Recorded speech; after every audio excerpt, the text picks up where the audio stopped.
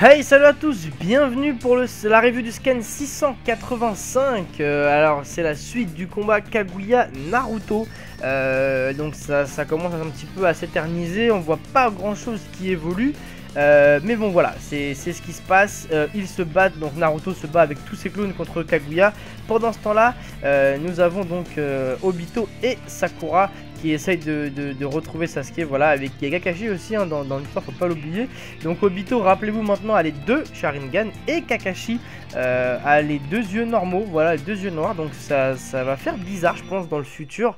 Je m'écarte un petit peu du sujet du scan, mais quand j'y pense, ça va faire assez étrange de le voir dans le futur avec deux yeux noirs, voilà, parce que Kakashi c'est quand même le Sharingan, c'est quand même son petit truc, hein, donc je pense que ça va faire bizarre. Peut-être d'ailleurs que dans les Storms futurs, dans les Naruto Storm, on aura un Kakashi qui n'aura pas de Sharingan, voilà, donc ça va faire un peu bizarre.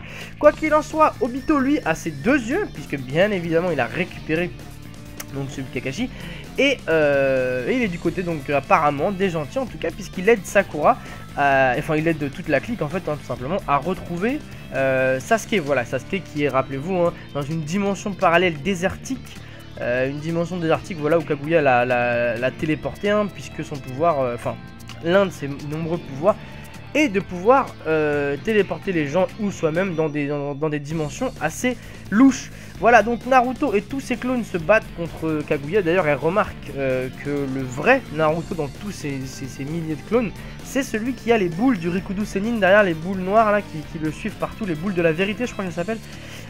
Donc elle va découvrir en tout cas lequel est l'original.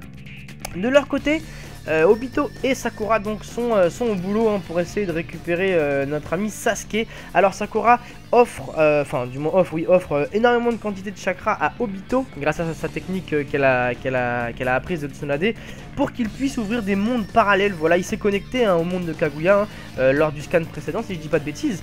Et maintenant, il n'a plus qu'à essayer d'ouvrir des dimensions pour trouver, par chance hein, quand même, hein, où est coincé Sasuke. Voilà, donc ça lui demande énormément de chakra, c'est pour ça que Sakura lui en donne. Donc Sakura lui donne beaucoup de chakra, voilà, il ouvre des dimensions. Malheureusement, c'est les mauvaises, tout simplement, hein, c'est les mauvaises dimensions, jusqu'au moment où il ouvre une dimension où c'est une pluie d'acide qui s'avère sur eux. Donc je vous rappelle que Kaguya a des dimensions bien différentes, hein, vous rappelez-vous, hein, le désert, le tempête de neige. Là malheureusement c'est une pluie d'acide qui s'abat sur Sakura, donc vraiment pas de chance. Elle est blessée et elle doit enlever sa veste, hein. Donc on la voit pour la première fois avec une, on va dire entre guillemets, une nouvelle tenue. Ça me rappelle la tenue qu'a Kakashi contre Kakuzu lors de leur combat. Donc une pluie d'acide, vraiment faut qu'ils fassent attention à quelle dimension ils ouvrent, parce qu'ils ne savent pas ce qui se cache derrière, donc c'est plutôt compliqué. Et ils espèrent hein, voir Sasuke apparaître à un moment. Donc ils recommencent, ils tentent les uns après les autres, ils tentent. Grâce au chakra de Sakura, malheureusement c'est pas illimité, donc faut quand même faire attention. Et arrivé à un moment, ils arrivent à ouvrir la dimension qui donne sur le désert.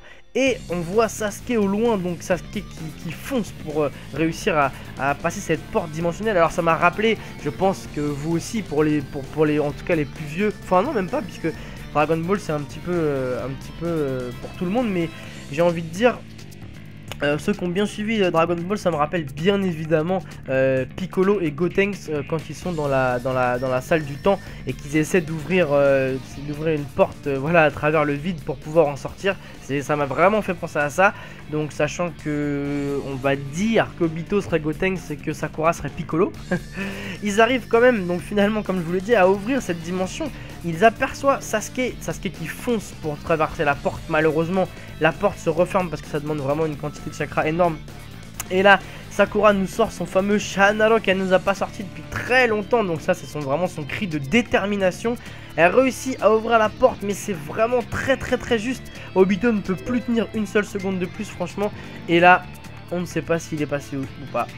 Et à la page suivante on voit qu'il a réussi donc à passer. On le voit donc il est dans les, entre guillemets, dans les bras de Sakura, puisqu'elle est tombée de fatigue. Et on a enfin Sasuke qui est revenu dans notre monde. Voilà, alors la petite image de fin où on voit Sasuke dans les, enfin plutôt Sakura dans les bras de Sasuke, elle est un peu... Elle laisse se poser des questions, franchement. On sait vraiment pas, franchement, Sasuke, on sait pas ce qu'il veut. On sait pas de quel côté il est. Toujours pas, hein, pour ma part, en tout cas, je sais toujours pas ce qu'il cherche vraiment. En tout cas, l'image est assez perturbante, j'ai envie de dire. Quoi qu'il en soit, voilà, Sasuke est revenu dans notre monde. Alors, ils sont enfin complets. Vous avez compris que Naruto a besoin de Sasuke pour qu'ils utilisent leur pouvoir commun afin de vaincre Kaguya. Donc maintenant, ils sont réunis. Espérons que Kaguya ne les renvoie pas l'un ou l'autre dans une autre dimension, puisqu'elle le fait avec une grande facilité. Et apparemment, pour rectifier le tir, pour les récupérer, en tout cas, c'est vraiment très compliqué. Donc espérons que dans le scan prochain, elle ne refasse pas disparaître un des deux. Voilà, quoi qu'il en soit, au scan suivant, il y aura donc une annonce particulière et des pages en couleur. Donc n'hésitez pas, bien sûr, mercredi prochain à être là, présent pour le scan, et le soir même, donc il y aura la review sur Ichiraku TV Chronicles. Voilà, merci à tous d'avoir suivi cette review et je vous dis à la semaine prochaine. Salut, ciao.